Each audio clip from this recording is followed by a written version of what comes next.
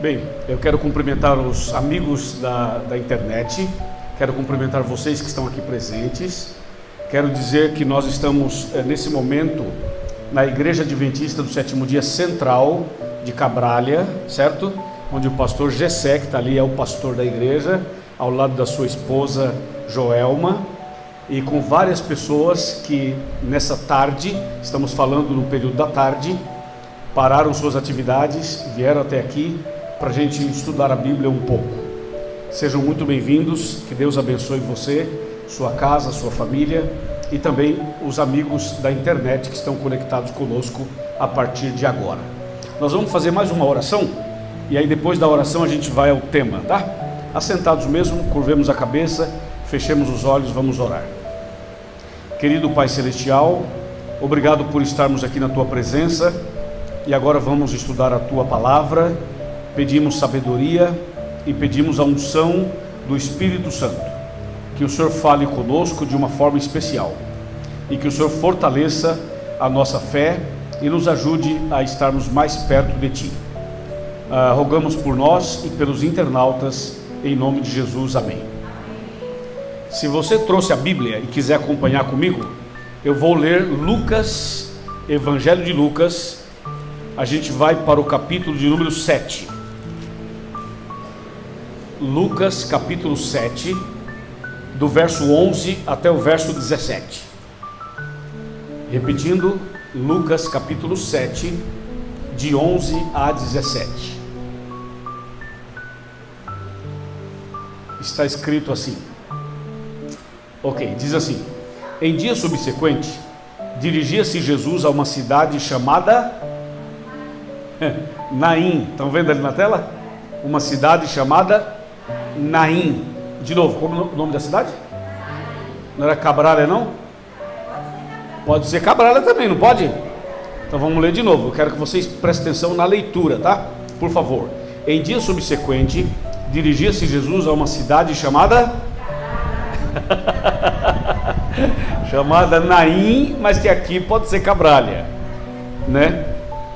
E iam com ele os seus discípulos e uma numerosa multidão. E como se aproximasse da porta da cidade, eis que saía o enterro do filho único de uma viúva, e grande multidão da cidade ia com ela.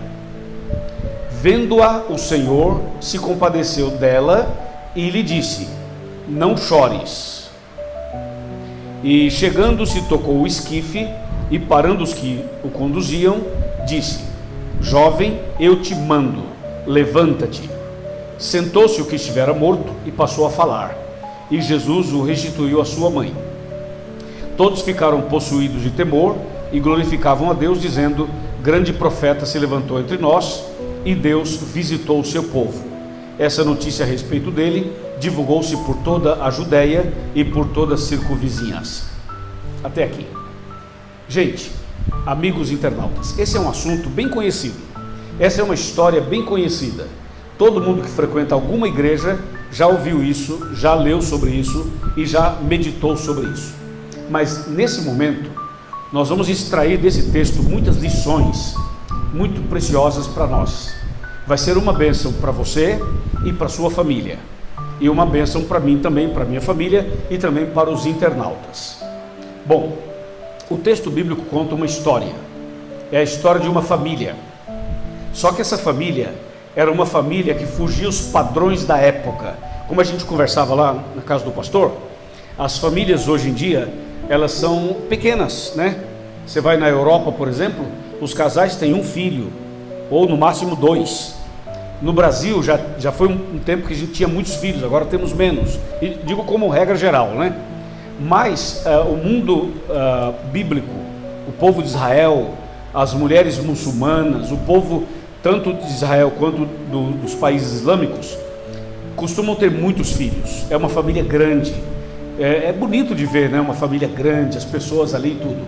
Nesse caso aqui, era uma família dos tempos bíblicos, mas ela fugiu o padrão, porque essa família era pequenininha.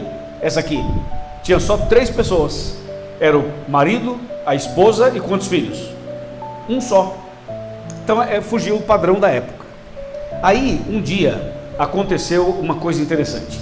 Essa família era feliz. Sua família é feliz? Não precisa responder não, só pensa. Sua família já foi feliz? Poderia ser melhor hoje? Poderia. A gente precisa melhorar? Precisamos melhorar. Essa família aqui era uma família feliz. Pensa numa família que jantava junto toda noite, almoçava junto todo dia, estava sempre junto, todo mundo junto.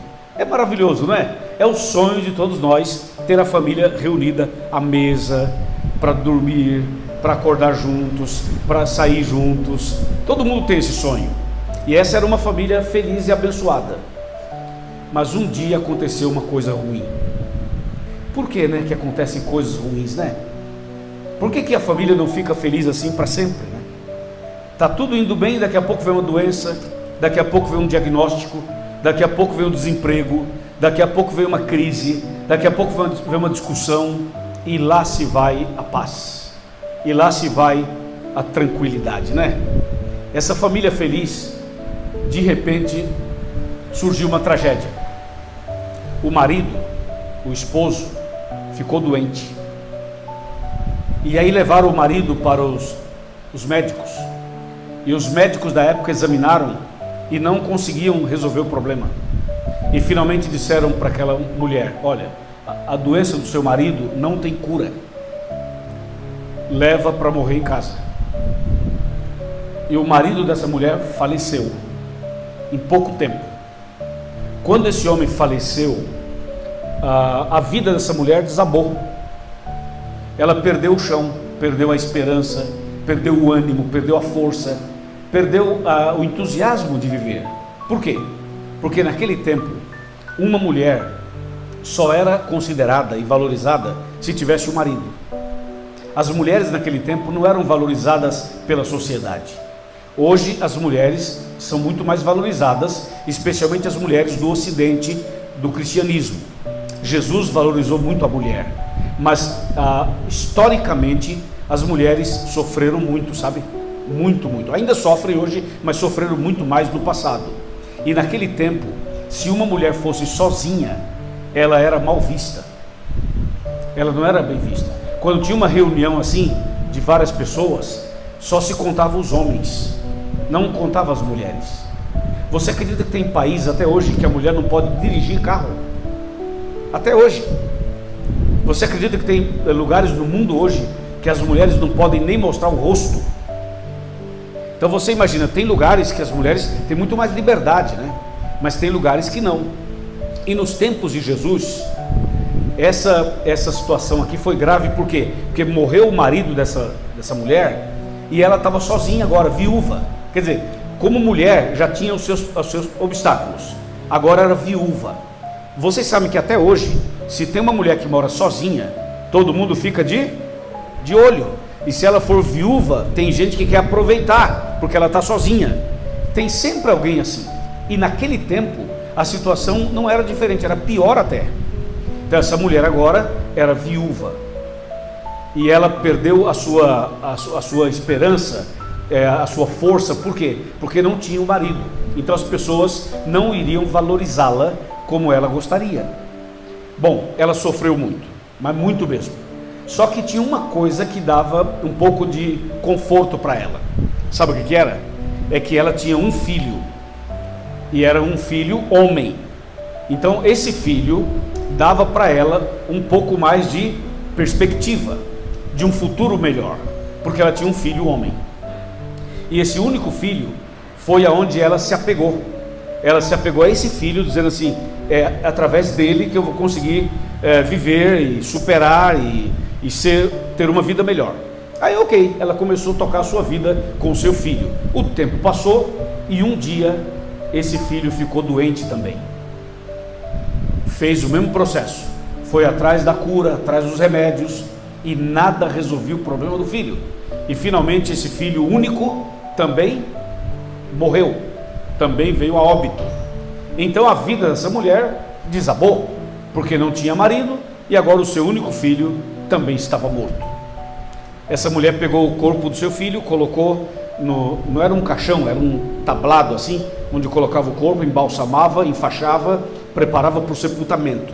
Ela colocou o filho ali, a cidade era pequena, a cidade de Naim era pequena, e ela agora começa o sistema do cortejo, o serviço fúnebre, para levar o corpo do filho para o cemitério. Imagina esse dia na vida dessa mulher. Foi um dia horrível.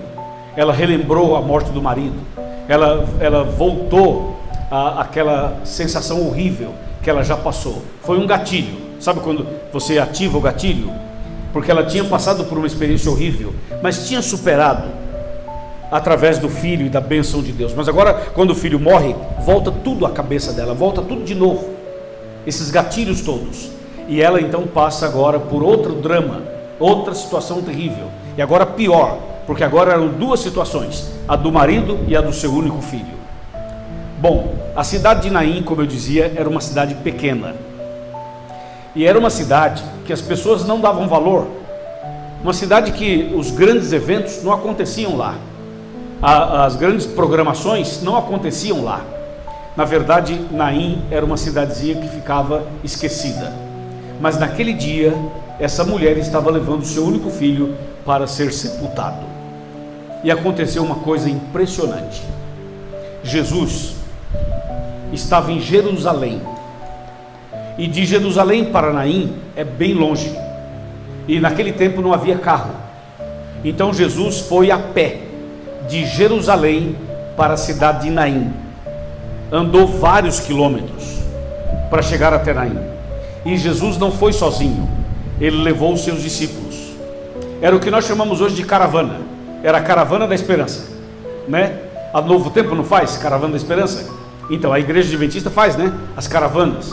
Então, aquela foi a caravana da esperança que Jesus fez. Jesus e os seus discípulos. Jesus foi até a cidade de Naim naquele dia. Agora pensa comigo, o que levou Jesus a Naim? Se os políticos não iam lá, se os cantores não faziam shows lá, se os eventos principais não eram lá, lá não dava ibope, não dava audiência. E Jesus, que é mais importante que os políticos, é mais importante que os artistas, é mais importante que qualquer ser humano, Jesus sai de Jerusalém, pega os seus discípulos e vai até Naim. Fazer o que em Naim? Se é uma cidade insignificante, entre aspas. Jesus foi lá para visitar essa mulher. Olha o que Jesus fez.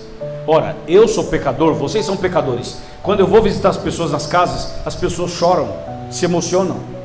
Eu cheguei na casa de algumas pessoas essa semana e pessoas diziam assim: não acredito que você veio na minha casa. Falei, mas eu e você somos comedores de feijão, né? Somos pecadores, não é iguais. Agora Jesus não, Jesus é Deus Todo-Poderoso, amém? E Jesus deixou tudo em Jerusalém e foi a Naim para visitar uma mulher viúva que estava levando o filho para ser sepultado. Jesus foi lá especificamente para visitar esta mulher. E quando Jesus chegou em Naim, ele, os seus discípulos e uma multidão, chegou lá, tinha uma multidão já na cidade que estava acompanhando todo o processo do sepultamento. Então se uniram as duas multidões e Jesus chegou. Quando Jesus chegou, Jesus encontrou 3 quadros, 3 situações. Atenção, 3 situações. Ele encontrou um jovem morto que estava sendo levado para o cemitério, uma mãe desesperada que estava levando o filho para ser sepultado, e uma multidão que acompanhava o cortejo. Vou repetir, não esqueça nunca mais isso. Jesus tinha um jovem morto, uma mãe desesperada, aos prantos, angustiada, e uma multidão que acompanhava todo o processo. Jesus deveria se dirigir primeiramente a um deles, ou ao garoto morto, ou à mãe desesperada, ou à multidão. Se fosse você, quem você atenderia primeiro? Atenderia o jovem que estava morto, a mãe que estava angustiada, ou a multidão? Quem você acha que deveríamos atender primeiro? Bom, se você fosse um psicólogo ou um psiquiatra, talvez você iria na mãe, porque a mãe estava depressiva. Mas se você fosse um médico, uma médica, um pesquisador da medicina, Você talvez fosse no garoto morto para saber do que ele morreu, fazer uma biópsia, um estudo, para ver o que aconteceu, por que ele morreu. Mas se você fosse um Facebooker, um YouTuber, um influencer, você iria na multidão, porque dá mais likes, é ou não é? Dá mais engajamento, dá mais retorno. Então depende, quem deveríamos atender primeiro? Bom, Jesus é Deus Todo-Poderoso, Ele conhece o coração das pessoas, Ele sabe lidar com cada caso, e sabe a hora de fazer isso. Então o que Jesus fez? Ele foi na mãe. Ele não foi no garoto, nem na multidão, ele foi na mãe. Por que não foi ao garoto? O garoto já estava morto. Por que não foi à multidão? Porque a multidão está seguindo o movimento, às vezes nem sabe, tem gente que está lá nem sabe por que está lá. Mas a mãe já vinha sofrendo desde que o marido havia morrido. Então Jesus vai à mãe. E o que chama a atenção é que essa mãe aqui não tem nome na Bíblia. Sabe como ela é conhecida? A viúva de Naim. Isso é nome, é igual a gente fala assim, a esposa do pastor, mas muita gente nem sabe o nome dela. É ou não é? É a esposa do pastor, mas ela tem nome. Essa mulher da história é conhecida como a viúva de Naim. Mas qual o nome dela? Você sabe por que a Bíblia não diz o nome dela, irmã? Sabe por que a Bíblia não diz o nome dela? Não, é você que vai dar o nome para ela hoje. Quando a Bíblia não dá o nome para o personagem, é de propósito. É porque quem vai dar o nome é quem está estudando a Bíblia. O leproso que Jesus curou, qual o nome dele? Também não está na Bíblia. Aí você estuda a história do leproso e você dá o nome para ele. Entendeu? E essa mulher aqui que não tem nome, você da internet, você do YouTube e você que está aqui na igreja vai dar o nome para ela. No final eu vou perguntar qual o nome dela e você vai dizer o nome dela. Você vai saber na ponta da língua o nome dela. Então Jesus chega na mãe e Jesus abraça a mãe e fala assim: mulher, não chores. Isso aqui, rapaz, me impressiona. Pastor, isso aqui me impressiona. Porque Jesus chega na mãe e fala assim: mulher, não chores. Assim, humanamente falando, nós aqui no nosso nível humano, eu não faria isso. Sabe o que eu faria? Se eu fosse visitar uma mulher que estava levando o filho para ser sepultado, sabe o que eu falaria para ela? Eu falaria assim: chora, mas chora muito, e se quiser o meu ombro para chorar, pode chorar. Eu falaria isso. Mas Jesus falou diferente. Falou: mulher, não chores. Que coisa, hein? O que significa isso? Não chores. Senhores, não chores. É mais profundo do que a gente imagina. Quando Jesus diz não chores, Ele não estava ignorando a dor dela, não estava ignorando a situação que ela estava passando. Jesus estava dizendo algo mais para ela. A frase não chores tem o mesmo poder da frase haja luz e houve luz. Esse não chores tem o mesmo poder da frase Lázaro, vem para fora, e o defunto veio. Essa frase não chores tem o mesmo poder da frase que Jesus disse no mar da Galileia para o vento e para a tempestade, quando ele falou assim: cala-te, aquieta-te, e o vento acalmou. Quando Jesus falou para aquela mulher não chores, Ele falou com doçura, com graça, com misericórdia, com compaixão. Eu imagino Jesus abraçando aquela mulher de uma forma muito paternal e dizendo assim: mulher, não chores. Esse não chores era para curar a mulher por dentro. Esse não chores era para curar a depressão dela, era para curar a sua síndrome de pânico. O não chores de Jesus organizou as emoções dela. O não chores de Jesus curou o coração dela. O não chores de Jesus estava dizendo assim: as coisas não acabaram e nem tudo está perdido, eu estou aqui com você. O não chores de Jesus curou a mulher por dentro. Então primeiro Ele tratou da mulher. Já viajou de avião? Ou se você não viajou ainda, você já ouviu o que eu vou dizer agora. Toda vez que você vai viajar de avião, a equipe que lidera o voo fala assim: ó, em caso de turbulência, quando as máscaras caírem, Coloque a máscara primeiro em quem? Em você. E depois ajude quem está do seu lado. Olha que sabedoria. Então é assim: você quer salvar os outros? Cuida primeiro da sua salvação. Porque se você não está salvo, como vai salvar os outros? Entendeu? Então Jesus, antes de lidar com o garoto morto, antes de lidar com a multidão, ele lidou com a mãe, que estava ferida, machucada, depressiva, angustiada, perdida, se sentindo só, abandonada, não tinha valor nenhum, nem o nome dela ninguém sabe, não tinha nada, acabou tudo. Ela ficava pensando: como eu vou comer agora? Não tem como trabalhar, as pessoas não vão me respeitar, eu serei uma qualquer, a minha vida acabou, o meu chão abriu, eu não tenho mais perspectiva, não tenho mais esperança. Então Jesus sabia do drama dela. Jesus sabe do seu drama, o drama de cada um de nós, que as pessoas não sabem, coisas que você vive que ninguém sabe, tá? Ninguém sabe, ninguém. Às vezes nem o marido sabe, às vezes nem a esposa sabe, nem o namorado, nem a namorada, nem a família, nem o pastor, nem o padre, ninguém sabe, nem o psicólogo. Tem coisa que a gente acaba não contando nem para o psicólogo. Você conta muita coisa, mas tem às vezes alguma coisinha que você não conta. E vou dizer mais, e tem coisas que a gente nem consegue contar. Não é porque você não quer contar, é porque tem situações na vida da gente que nem a gente consegue explicar o que está acontecendo. Tem gente que diz assim: olha, eu queria falar, mas não sei nem falar. Aí a pessoa só chora, porque não consegue mais, não consegue explicar o que está acontecendo. Esse é o problema. Então, algumas coisas acontecem na vida da gente que só Deus sabe, ninguém mais sabe. Então Jesus, quando ele fala assim: não chores, Jesus está lendo, está conhecendo, está examinando lá o peito, lá dentro, o coração, lá dentro de você, lá dentro de cada um de nós. Jesus conhece a nossa vida íntima e sabe onde estão os nossos grandes desafios e onde está o nosso bloqueio. Então Jesus se aproxima da mulher e fala assim: não chores. O mesmo Jesus que disse não chores para ela é o mesmo Jesus que chorou um dia.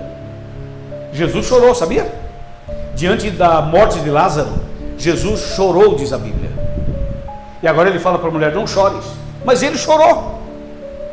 E esse mesmo Jesus que disse não chores e que chorou é o mesmo Jesus que um dia olhou para Jerusalém e disse assim: Jerusalém, Jerusalém, que matas os profetas e aqueles que são enviados, e estava chorando. Mas esse mesmo Jesus que disse não chores e que chorou é o mesmo Jesus que diz assim: o choro pode durar uma noite, mas alegria, mais alto, mais alegria, mais alto, mais alegria, vem pela manhã. Esse é o nosso Jesus. O choro pode durar uma noite. Essa uma noite pode ser de 5 horas, 8 horas, 24 horas, um mês, um ano, 5 anos, 10 anos, 40 anos. Essa noite para cada um significa um período de tempo. Mas Jesus garante: a alegria vai chegar. Ela vem pela manhã. O mesmo Jesus que disse para a mulher não chores e que chorou e que disse que o choro pode durar uma noite, mas a alegria vem pela manhã, é o mesmo Jesus que declara no Apocalipse 21 verso 4, dizendo assim: um dia Deus vai enxugar dos nossos olhos toda lágrima e a morte não existirá mais. Tudo serão coisas passadas. Amém, pessoal? Esse é o nosso Deus maravilhoso. Então Jesus fala: não chores, acalma a mulher, conforta o coração dela, enche o coração dela de esperança. Ela se sente mais forte, ela se sente mais robustecida, ela se sente curada. Ela foi curada, foi liberta pela frase, o abraço de Jesus naquele dia. E depois que Jesus curou a mãe, aí ele foi no garoto que estava morto. E quando chegou diante do garoto morto, Jesus então dá uma ordem. E eu me impressiono com isso. Jesus dá uma ordem. Olha quem é Jesus, meus amigos. Ele olha para o garoto morto e fala assim: jovem, eu te mando, levanta-te. Eu acho isso incrível. Jesus não pediu por favor, não pediu, quebra o meu galho aí, né, rapaz, levanta aí e tal. Jesus não precisa pedir favor, nada. Ele dá uma ordem e acabou. Ele falou para o garoto morto: levanta-te, levanta-te, eu te mando. E o defunto levantou. Jesus ressuscitou o menino. Que Jesus é esse, amigos internautas? Que Jesus é esse que para a mãe ele abraça carinhosamente e fala: não chores, e para o morto ele dá uma ordem e com autoridade suprema e diz: jovem, eu te mando, levanta-te. Esse Jesus é aquele que vai ressuscitar os que morreram em Cristo. O dia em que Jesus voltar, todos que morreram em Cristo serão ressuscitados por uma ordem de Cristo Jesus. E esse Jesus que está aqui conosco nesse momento é aquele que põe a mão sobre você e diz assim: mulher, mulher, mulher, mulher, mulher, não chores, eu estou com você. Você vai superar tudo isso, vai dar certo. Não desista, não desanime, confia em Jesus. Aí o garoto ressuscitou.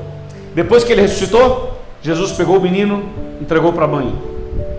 Falou: estavam chorando por causa dele? Toma de volta.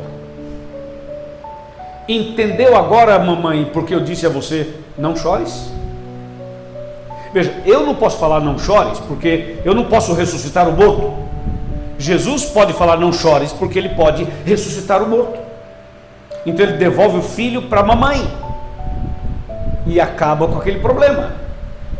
E dessa maneira, com esses milagres na vida da mãe e na vida do filho, Jesus impactou a multidão inteira.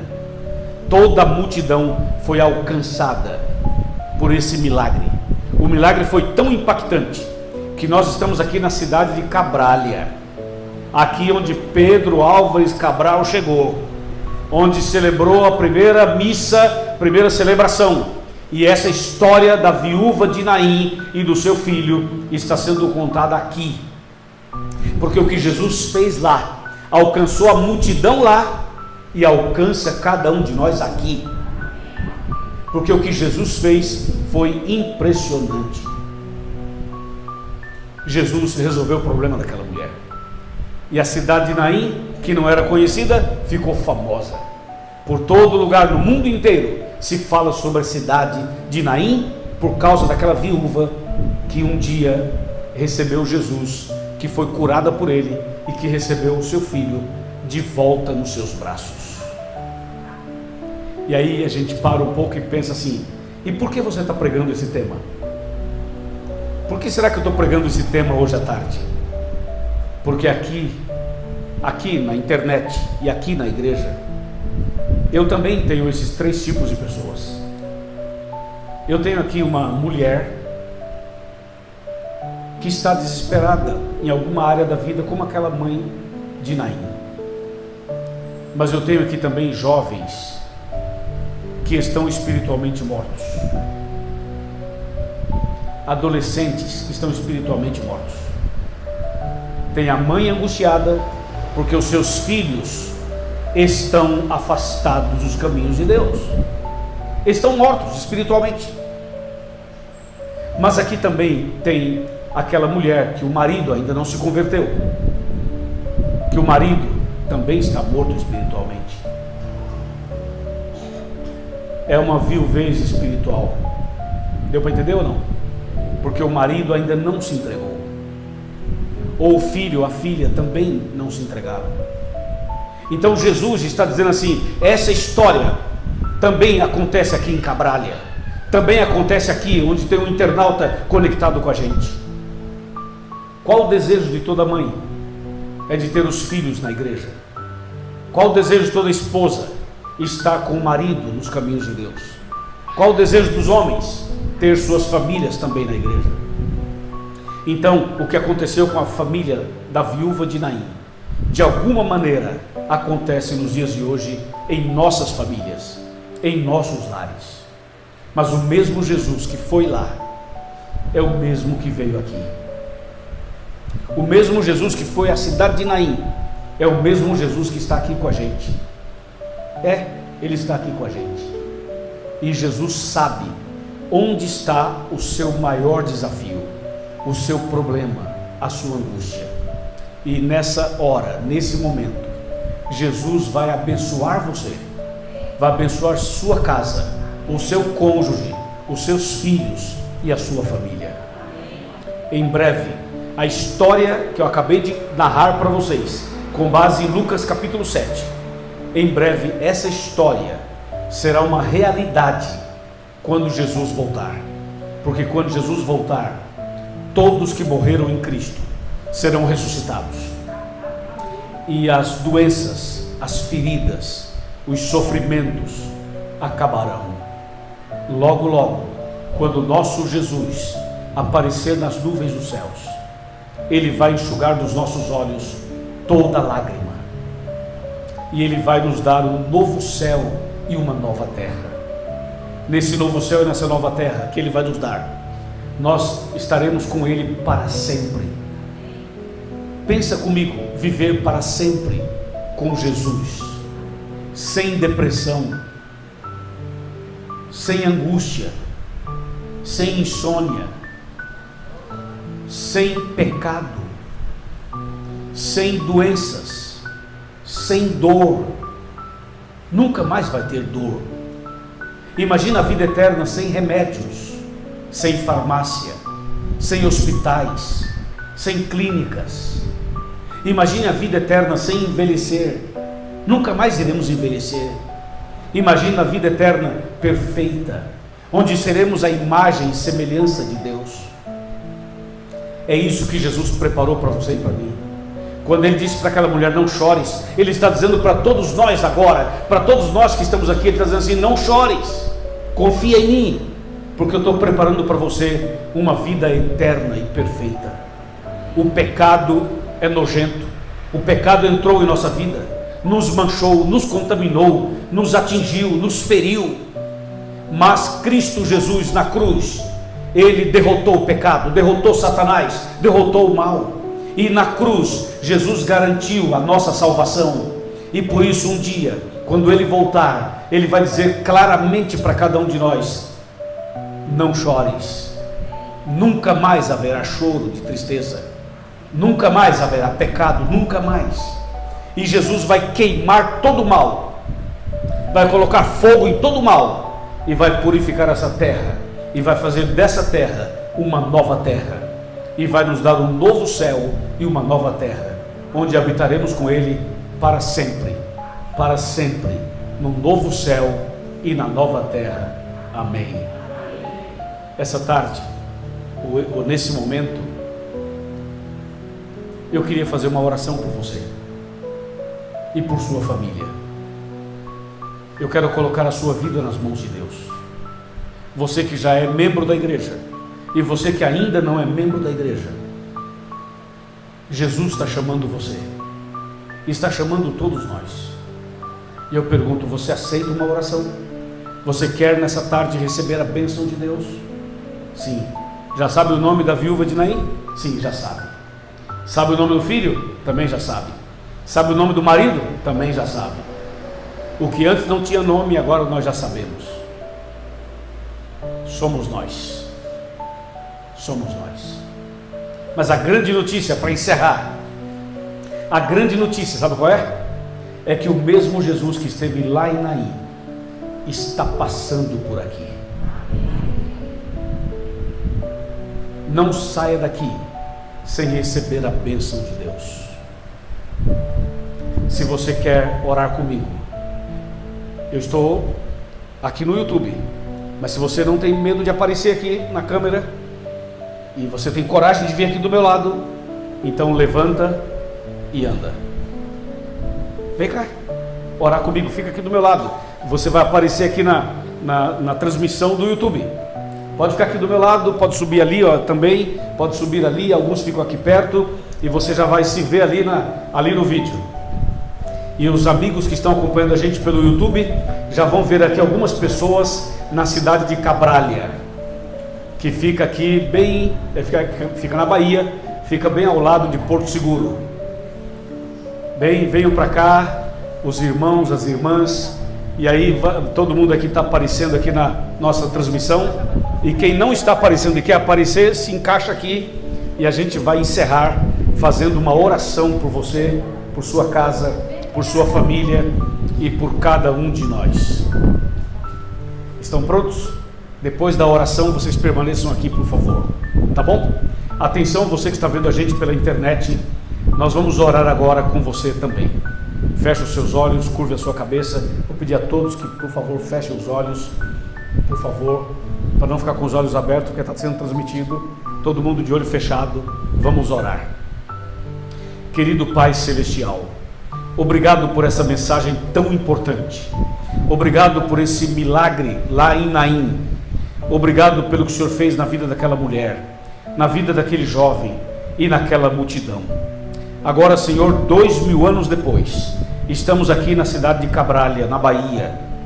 E nós estamos aqui, Senhor, como aquela mulher, como aquele jovem, como aquele marido, como aquela multidão. Senhor Deus, abraça cada pessoa que está aqui, cada internauta também. Diga aos nossos ouvidos: não chores, eu estou com você. E se tiver alguém espiritualmente morto, Senhor, toca em nós, ressuscita aquele que está espiritualmente morto e toca o coração da multidão, para que todos aceitem Jesus como Salvador pessoal, e que quando Jesus voltar, todos nós estejamos preparados para o reino dos céus. Ó Deus, em tuas mãos eu entrego a vida de cada um aqui e também dos internautas, em nome de Jesus, amém. Amém. Agora eu queria que vocês olhassem aqui para a câmera e eu vou contar até 3. Vocês vão fazer assim: chega mais perto, com a mão assim, ó, com a mãozinha assim, tá bom? E fica assim, tá bom? Eu vou dizer 1, 2, 3 e você vai dizer chega mais perto, tá bom? Atenção internautas, vocês também. 1, 2, 3, vai!